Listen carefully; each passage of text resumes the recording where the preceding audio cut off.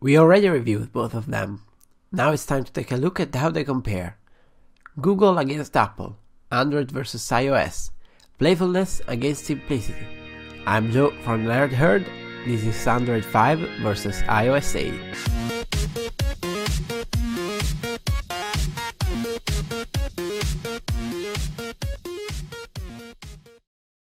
Android Lollipop is probably the greatest and biggest Android release since Ice Cream Sandwich, which dates back to 2012. Speaking of numbers, this release alone brought more than 5,000 APIs, a huge number of new services and possibilities for developers to capitalize on. Most of them are made with the new Android Wear and TV in mind, to make a tighter integration possible in a shorter amount of time. The most noticeable novelty is probably the by now well-known material design. The basic concept here is that your screen is made of this paper-like material that expands and grows and modifies, but has always to do that in a logical and visible way. Apps don't have to simply appear out of the blue, and there's a flow to follow. Of course, while this is amazing to see, every once in a while you'll want it to move a little faster, but I guess that's the price to pay for those 60 frames per second animations. Going under the hood, you'll find the new Android runtime, Art. While many of you won't even know what that is, just be aware that it should bring better performances and a longer lasting battery life. The improvement isn't massive, but it's definitely there. Most apps are by now perfectly compatible, but there surely are incompatibility issues here and there. We expected it from such a new system, and we also expect to have them all fixed in a couple of months. Apple claimed iOS 8 to be its biggest release yet, but we don't quite agree. While iOS 8 is a great release indeed, we still regard it as a premium iOS 7. Coming from a previous release of iOS will mean you'll immediately feel right at home. Don't get us wrong, improvements are there, they just are not as huge as Apple would like us to believe. Speaking of new features, we can't forget the new notification shade and the finally extended openness of the system. Third-party keyboards are finally a thing, and while not all of them are exceptionally well built, the feature is itself great news.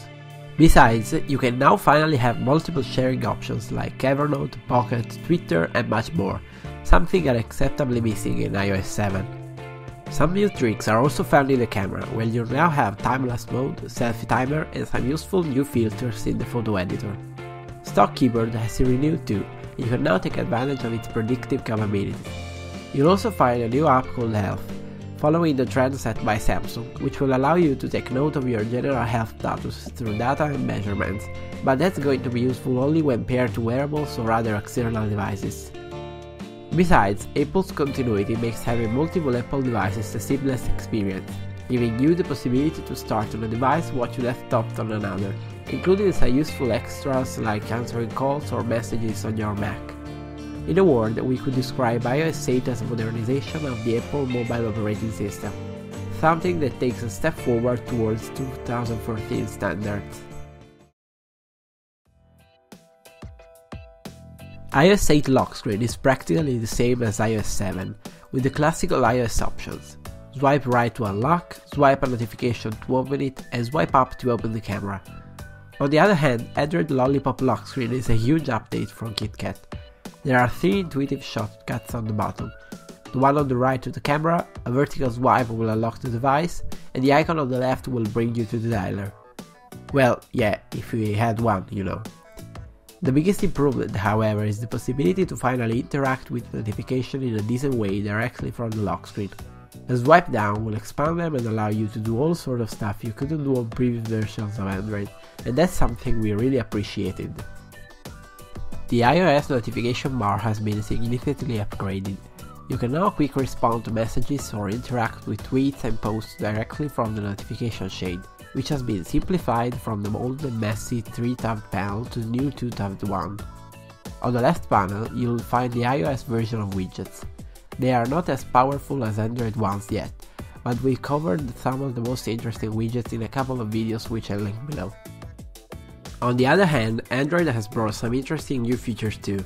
You now have just one panel, which includes both a notification and quick toggles.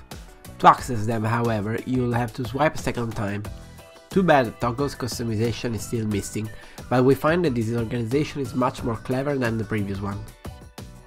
You'll now also find here some neat tricks like the user panel, which will allow you to have multiple users and even a guest mode, or the notification handler, the Google's version of a virtual secretary, which will pass you just the important stuff.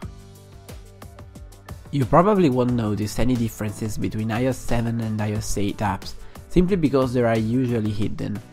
Changes in the Apple's own apps are more evident, but third-party apps will be able to take advantage of new services like quick replies and in-app sharing. On the Android side, the new material design will affect most of the Android Lollipop apps, both on the Google and third-party ones, and not only on this latest release but also on previous ones. You'll now find touchable surfaces, responsive buttons and neat animations all over the place, and that's something we'll love every day more. Besides visual differences, apps can now also create multiple instances, so for example you find different cards in the multitasking menu for setting tabs or Gmail tabs. On the performance and battery life side, little was expected from Apple, as iOS optimization is almost legendary. Apps run smoothly and seamlessly, standby time is simply amazing, and battery rarely gives you up in less than a day and a half. On the Android side instead, Android Lollipop was the occasion to make the great leap and get on par with iOS. Did Google succeed? In short, yes. You simply can't find an area where performances haven't improved, and even if battery life is not incredibly better, it has definitely made a substantial step forward. Also, standby time has never been this good, especially if paired with the new battery saving mode. I've made it through a whole week with my Nexus 7 with mixed use, and that's something I couldn't even dream of before. Apple sure has an advantage in upgrading its devices, as they produce the hardware themselves. Any device after the iPhone 4S has received the new iOS release, but that doesn't mean every device should upgrade. More than one owner has switched back to iOS 7, as the new version is simply unbearable for daily usage. On the other hand, Android fragmentation does not allow accurate predictions with regards to availability and compatibility.